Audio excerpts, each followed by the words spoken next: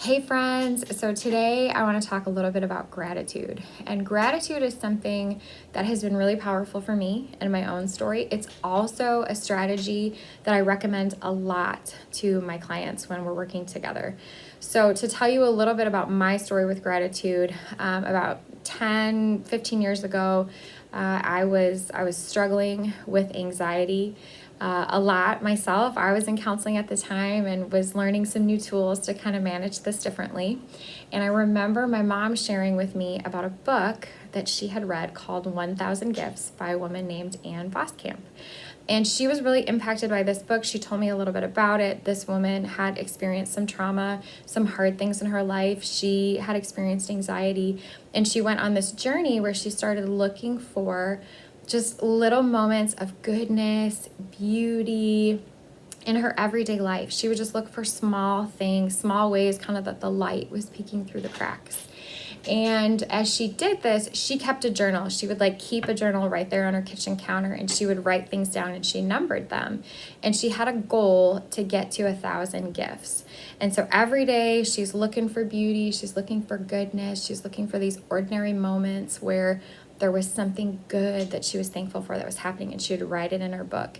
And what she found was that over the process, as she was trying to get to 1,000 gifts and she's writing them down every day, she's keeping this book on her kitchen counter, her thoughts began to change, her anxiety lessened, her perspective really shifted. It really transformed her, this practice of gratitude. And so she was so moved as she thought, I have to share this. So she wrote this book. She has a blog. She started sharing with people the power of Thanksgiving, the power of gratitude, counting gifts, looking for these ordinary moments of beauty in everyday life.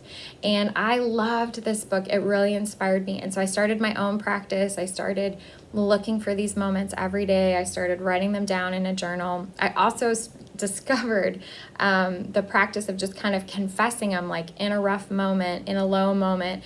I would just start saying the things that I was thankful for. And I found that it would shift me if I was anxious, if I was agitated, and I started confessing my gifts out loud, or if I went back and I looked at my journal at the things that I had previously recorded and I reminded myself of these past moments of goodness.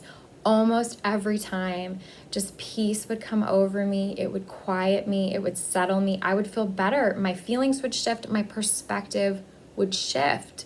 That I would go from thinking about what was not working, what was feeling really hard, really overwhelming, really frustrating, to just feeling thankful that there was still so much goodness in my life. There was still so many reasons to be happy, to be thankful.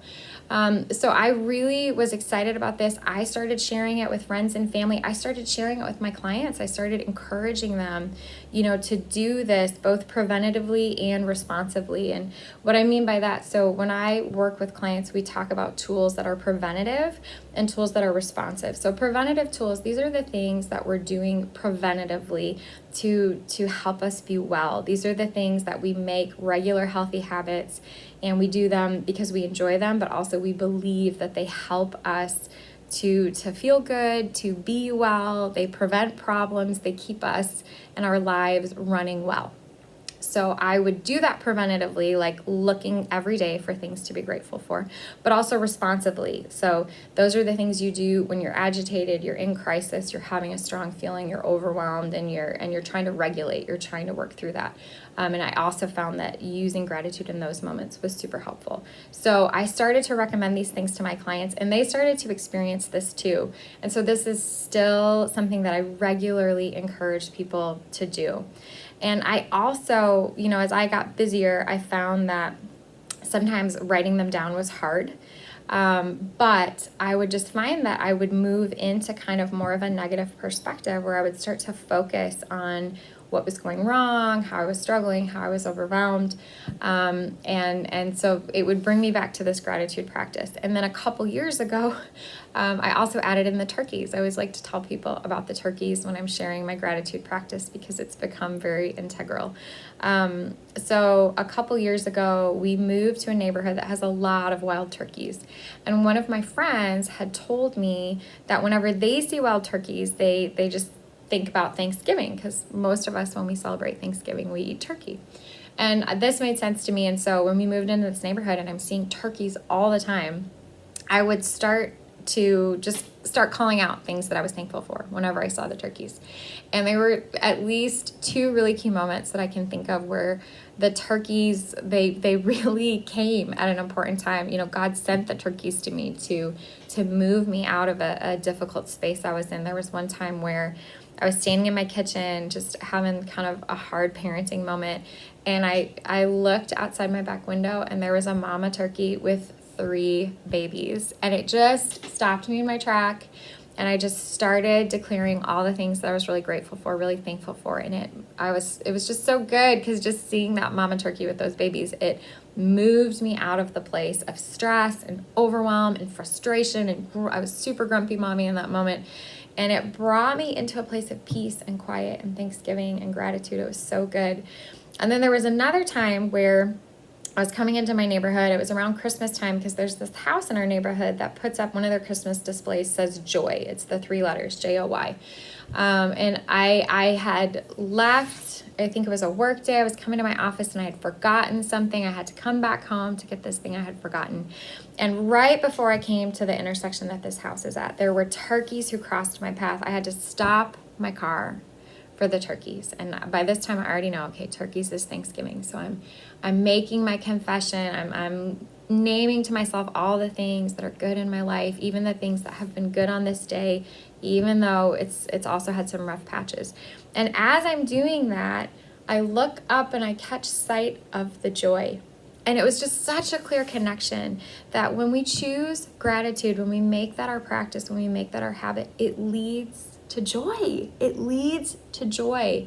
That it's powerful. It shifts our perspective. It shifts us off of the negative and onto what the riches that we already have, the things that are already ours that we can be so grateful for, that we can go from feeling lack to feeling rich.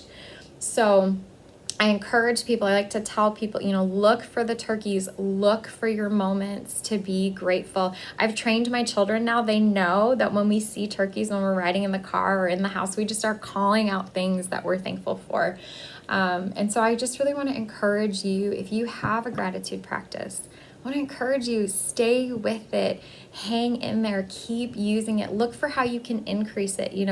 If you're doing it daily, can you, find a couple more moments, maybe challenge yourself to go from 3 to 5.